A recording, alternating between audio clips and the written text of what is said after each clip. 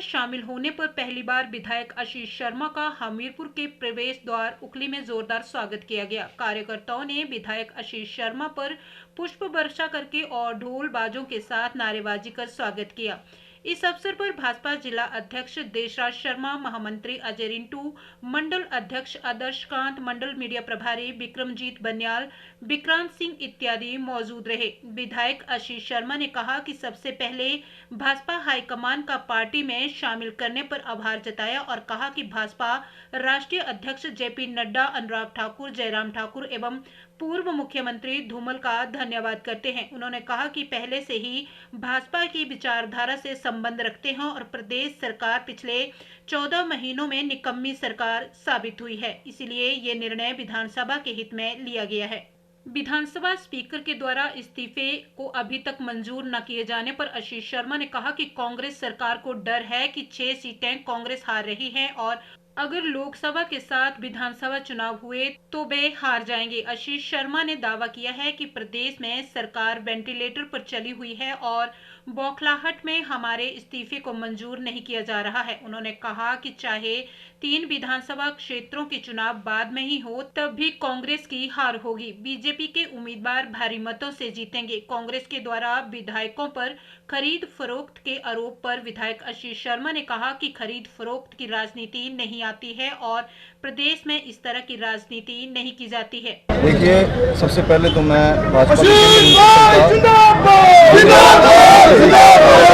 का, आदरणीय अध्यक्ष जो हैं नड्डा जी का, साथ में प्रदेश नेतृत्व का, जयराम जी का, आदरणीय धूमल जी का, अनुराग जी का, सभी का बहुत बहुत हृदय से धन्यवाद करता हूँ कि मेरा सौभाग्य है कि मुझे भारतीय जनता पार्टी जो विश्व की सबसे बड़ी पार्टी है उसमें सम्मिलित किया और मुझे सौभाग्य दिया कि इस अपने क्षेत्र में, अपनी कंस्टिट्यूंसी में कुछ काम कर सकूं। और जैसे कि आप भलीभांति जानते हैं कि पहले से भी इसी विचारधारा से संबंध रखता था और जिस तरह से पूरा देश तेज गति से मोदी जी के नेतृत्व में आगे बढ़ रहा है और प्रदेश में जिस तरह से पिछले 14 महीने में निकम्मी सरकार जो है वो कार्य कर रही है, जिसने कोई भी विकास का कार्य नहीं हुआ जिस 14 महीने में, तो ये जो डिसीज़न है ये प्रदेश हित में और अपनी कंस्टिट्यूंसी के हित में लिया गया है। और मैं धन्यवाद करूंगा यहाँ पे भी भाजपा के माननीय अध्यक्ष जो यहाँ पे रिसीव करने के लिए आए हैं, मंडलाध्यक्ष, और देशराज जी हैं, हमारे आदर्श कांत जी हैं, बड़े भाई रिंटू जी हैं और सारे समर्थकों का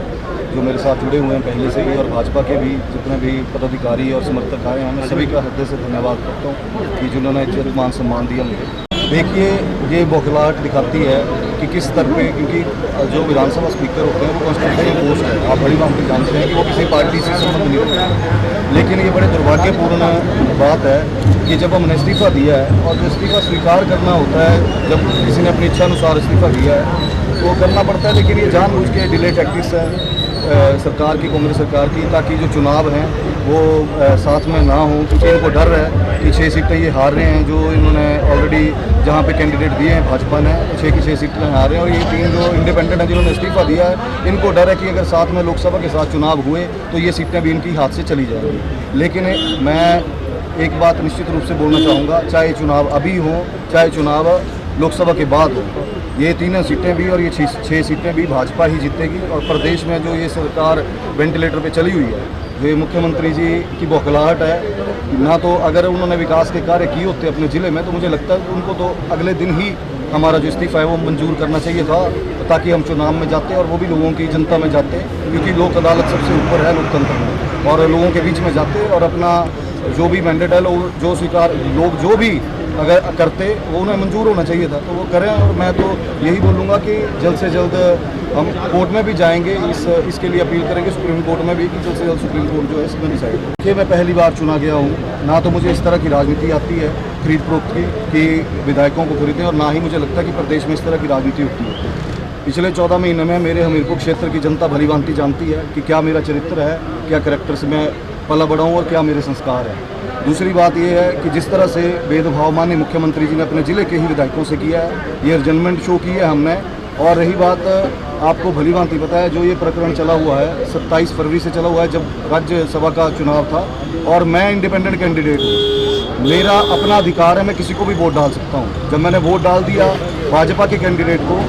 जो कि हिमाचल से थे और कांग्रेस के कैंडिडेट को वोट नहीं डाला, क्योंकि आपको भी पता है कि चाहे वो राम मंदिर के खिलाफ जिन्होंने वहाँ पे सुप्रीम कोर्ट में जो मुकदमा लड़ा है वो मनु सिंघवी जी ने लड़ा है, और हमारी अंतरात्मा नहीं बोली कि हम उनको वोट करें। और जिस तरह से पिछले 8 महीने में माननीय मुख्यमंत्री जी ने प्रताड़ित किया है, पूरे हमीरपुर को पता है, पूरे क्षेत्र की जनता को पता है। 6 महीने मुझे मिलने का समय नहीं दिया गया, और मुझे लगता है कि वो मेरा तिरस्कार नहीं है, वो जनता का तिरस्कार है जिन्होंने मुझे चुन के भेजा है। 1 लाख लोगों ने आपको चुन के भेजा जाता है जब आप विधायक बनते हैं, और उसके बाद किस तरह से आप उन विधायकों को ट्रीट करते हैं, मुझे लगता है ये दुर्भाग्यपूर्ण है कि किस तरह की मानसिकता के साथ कोई इतने बड़े ऊपर ओहदे पे बैठा है। तो मैं ये समझता हूँ कि ये बहुत ही दुर्भाग्य है प्रदेश के।